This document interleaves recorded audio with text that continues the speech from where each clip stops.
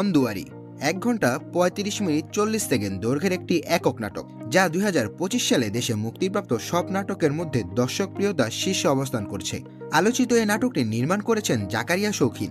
এর চিত্রনাট্য রচনা করেছেন একই পরিচালক। ১৮ ফেব্রুয়ারি মুক্তির পর দেশে বিদেশে নাটকপ্রেমীদের হৃদয় থেকে হৃদয়ে দোলা দিচ্ছে মন দুয়ারি। বড় ক্যানভাসে নির্মিত মন দুয়ারি নাটকের গল্প পারিবারিক ক্লাইম্যাক্সে ভরা, পাশাপাশি চোখ ধাঁধানো অপরূপ সিনেমাটোগ্রাফি দর্শকদের চোখে স্নিগ্ধ অনুভব জাগিয়েছে। সবকিছু মিলিয়ে দর্শক নাটকটিকে সিনেমা বলছেন, অনেকে আবার প্রেক্ষাগৃহে মুক্তির কথাও বলছেন।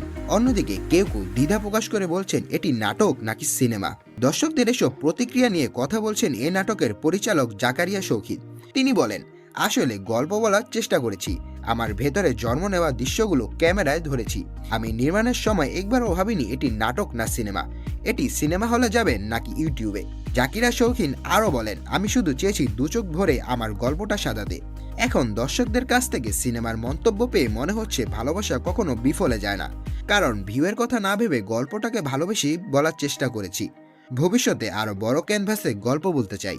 এরই মধ্যে নাটকটি ইউটিউবে ১ কোটি ভিউ পূরণ করেছে।